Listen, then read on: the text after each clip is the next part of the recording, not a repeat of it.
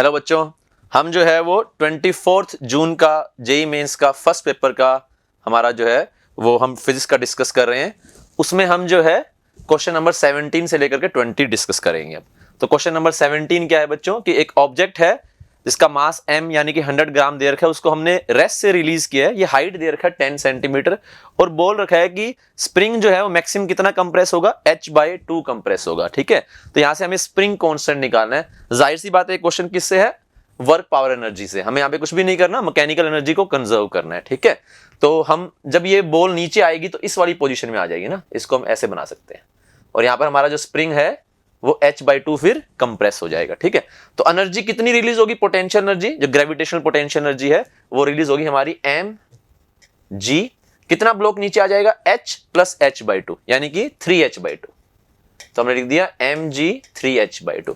और ये सारी एनर्जी जो कि काइनेटिक में जाएगा नहीं, क्योंकि जब इसके अंदर मैक्सिमम कंप्रेशन हो रहा होगा तो यहां पर इसका वेलोसिटी कितना हो चुका होगा, 0 हो चुका होगा। तो ये सारा जो ग्रेविटेशनल पोटेंशियल एनर्जी डिक्रीज हुआ है ये सारा कहां जाएगा, स्प्रिंग के पोटेंशियल एनर्जी के अंदर चला जाएगा। तो स्प्रिंग का पोटेंशियल एनर्जी कितना होता है, हाफ के एक्स स्क्वायर, और यहाँ पे स्प्रिंग कंप्रेस कितना हुआ है, h/2। तो हम इसको लिखेंगे हाफ के h/2 का स्क्वायर। तो मैं डायरेक्ट कर देता हूं h²/4। तो यहां से हमारा 2 से 2 कैंसिल आउट होगा। mg क्योंकि मास 100 ग्राम है यानी 0.1 kg, इंटू में g करेंगे दैट विल बी 1। ठीक है, और यहां पर हमारा एक h से एक h भी कट जाएगा। ठीक है, तो 3 और यहां से हमारा 4 ऊपर आएगा, है ना, ये 1 बन गया, इंटू में 3, यहां से हमारा 4 ऊपर आया और नीचे हमारा आया h, that will be k। तो कितना हो जाएगा, 3 इंटू में 4 12 और h का वैल्यू कितना है 10 सेंटीमीटर यानी कि 0.1 मीटर। तो दिस विल बी 120 और स्प्रिंग का यूनिट कितना होता है बच्चों, न्यूटन पर मीटर। तो हमारा ऑप्शन नंबर ए करेक्ट हो जाएगा। ये क्वेश्चन नंबर 17 था। अब हम चलते हैं क्वेश्चन नंबर 18 के ऊपर। क्वेश्चन नंबर 18 में हमें क्या बोल रखा है, एक ड्रॉप है जिसका मास 10 ग्राम है और उसको हमने जो है वो बैलेंस किया हुआ है इलेक्ट्रिक फील्ड के साथ। ठीक है, तो ये हमारा जो है वो ऑयल ड्रॉप एक्सपेरिमेंट से क्वेश्चन है और हम सब जानते हैं कि उसमें क्या होता है, हम यहां पर एक चार्ज को हम जो है वो बैलेंस करते हैं इलेक्ट्रिक फील्ड की हेल्प से। तो वेट जो है उसको पुल डाउन कर रहा होगा नीचे की ओर, कितने से, mg से, और हमने चार्ज जो है यहां पर इस पे q रखा हुआ है और एक इलेक्ट्रिक फील्ड ऊपर की ओर लगा दिया। तो ऊपर की ओर फोर्स कितना आएगा बच्चों, q इंटू में e का फोर्स आएगा। तो यहां पर हमारा क्या आंसर हो जाएगा, अगर ये इक्विलिब्रियम के अंदर है, ठीक है, mg is equal to qe हो जाएगा। तो यहां पर हम देख लेते हैं हमसे क्या पूछा गया है। टेक्निकली हमें यहां से पूछा गया है चार्ज का वैल्यू पूछा गया है। ठीक है, तो हम यहां पर मास इसका 10 ग्राम है विच विल बी 10/1000 और ग्राम यहां पर हमारा ग्रेविटी जो है वो 10 हो गया। ठीक है, और Q का वैल्यू हमें निकालना है। E को मैं नीचे रख देता हूं, E कितना है। अच्छा, यहां पर एक चीज है, इन्होंने बोल रखा है G 9.8 है, तो हमें यहाँ पे 10 नहीं लेना चाहिए, 10 लोगे तो कैलकुलेशन डिफिकल्ट हो जाएगी। और इलेक्ट्रिक फील्ड भी हमें 4.9 के फॉर्म में दे रखा है। तो एडवाइजेबल क्या है बच्चों कि आप G जो है वो 10 यूज ना करो। अक्सर G हम 10 यूज करते हैं तो कैलकुलेशन ईजी बनती है, बट यहाँ पर डिफिकल्ट हो जाएगी। ठीक है, तो G हम कितना यूज करेंगे, 9.8। जब उन्होंने बोल दिया 9.8 यूज करो तो 9.8 यूज करते हैं। ठीक है, चलो, तो इलेक्ट्रिक फील्ड नीचे आएगी तो कितना हो जाएगा, 4.9। तो अच्छा उन्होंने डाटा दिया हुआ जिससे हमारा कैलकुलेशन आसान हो जाएगा ना। इनटू में कितना हो गया, 10 की पावर -8। तो ये हमारा आ गया यहाँ पर चार्ज का वैल्यू। तो 9.8 यहाँ पर जाएगा 2 पर। ठीक है, और ये हमारा एक 0 पे जाएगा। ठीक है, और यहाँ पर हमारा हो जाएगा 10 की पावर -6। ऊपर जाकर कितना हो जाएगा, ये हमारा हो जाएगा यहाँ पर एक 2 हमारे यहाँ पे बचा हुआ है, तो 2 इंटू में 10 की पावर 6 कूलम। ये हमारा चार्ज यानी कि ऑप्शन नंबर सेकंड हो जाएगा। तो बहुत ही इजी था मेरे ख्याल से। अगर आप लोगों को फॉर्मूला भी मालूम है तो आप लोगों ने आसानी से कर लिया होगा। हमने एक जो है वो 4 घंटे की फॉर्मूला रिवीजन क्लास भी ली है 2 दिन पहले। तो अगर आप वो सारे फॉर्मूले देख करके गए हो तो जरूर इस फॉर्मूले से आप ये वाला क्वेश्चन कर पाओगे। ठीक है, अगर अभी भी आपका पेपर नहीं हुआ है, आपका कल परसों जो है 2 दिन बाद 3 दिन बाद पेपर है, तो आप जाकर के फॉर्मूला जो है रिवीजन हमारे रिलायबल यूट्यूब चैनल से कर सकते हो। हम चलते हैं नेक्स्ट क्वेश्चन की ओर। ये सेम डिटो क्वेश्चन जो है, अच्छा, ये सेम जो डिटो क्वेश्चन है ये भी हमने जो है उसके अंदर लिया हुआ है, जो हमने मैराथन क्लास लगाया था फिजिक्स का, उसमें सेम डिटो क्वेश्चन हमने जो है ये वाला ले रखा है कि अगर 2 बबल आपस में टच करते हैं तो जो कॉमन सरफेस बनती है उसका रेडियस ऑफ कर्वेचर क्या होता है। ठीक है, तो यहां पर हमारा जो प्रेशर होता है इनसाइड वो कितना ज्यादा होता है, 4T/R1 होता है। ठीक है, और यहां पर हमारा एटमॉस्फेयर से कितना होगा, 4T/R2।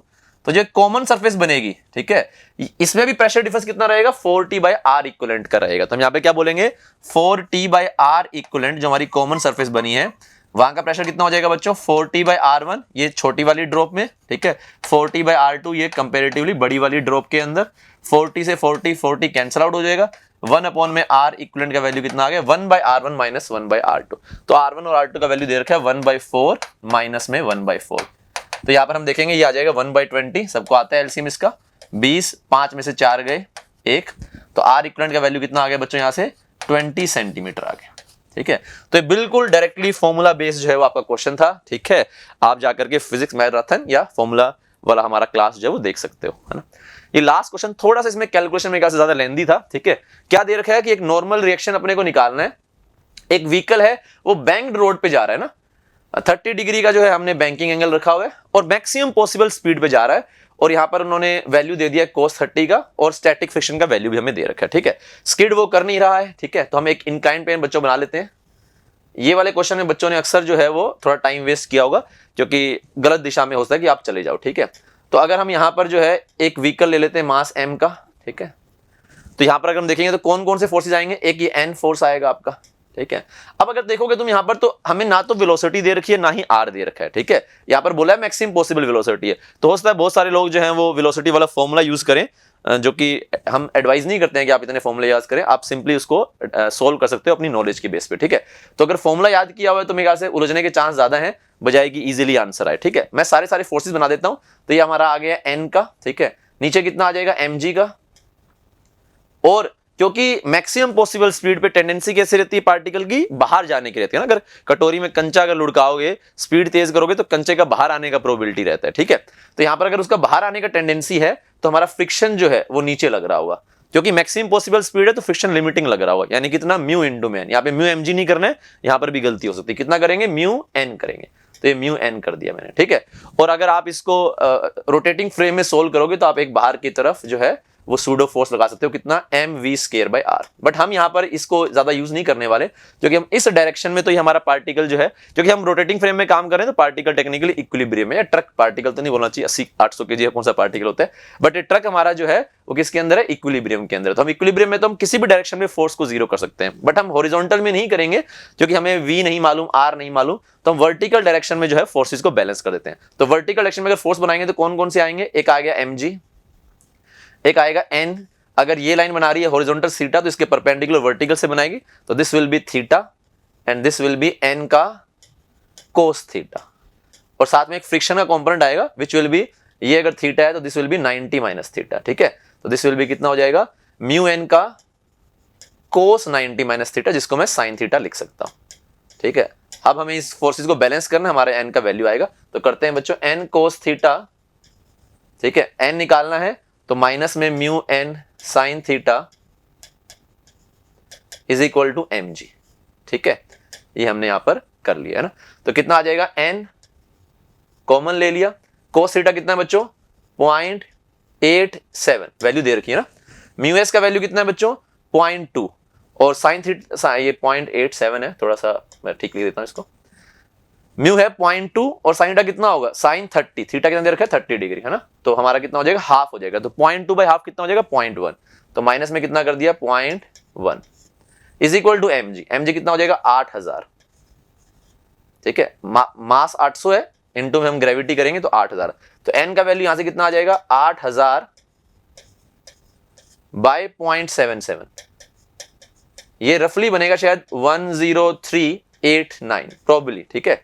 तो यहां से आप जो है उसको आंसर कर सकते हो, पता नहीं ये शायद यहां पर जो है 103 दे रखा था उन्होंने, या 10 की पावर 3, अगर 10 की पावर 3 में आंसर करना है तो हम कैसे आंसर करेंगे 10.389 इंटू 10 की पावर 3, ये ऐसा भी हो सकता है कि इन्होंने 100 जो है या 103 के मल्टीपल में पूछा हो, ठीक है। खैर ये वैल्यू आ जाएगी, क्योंकि ये मेमोरी बेस्ड क्वेश्चन है तो एग्जैक्टली जो है वो छोटा मोटा जो है वो एरर होने का टेंडेंसी रहता है, तो कहीं कहीं जो है 103 लिखा हुआ है, किसी एक बच्चे ने बोला था 103 जो है वो था, एक ने बोला था 10 की पावर 3 था, तो जो भी हो n का वैल्यू टेक्निकली क्या आएगा आपका 8000 बाय 0.77 आ जाएगा, उससे जिस भी फॉर्मेट में आंसर मांगा आप उसको आंसर कर सकते हो, ठीक है।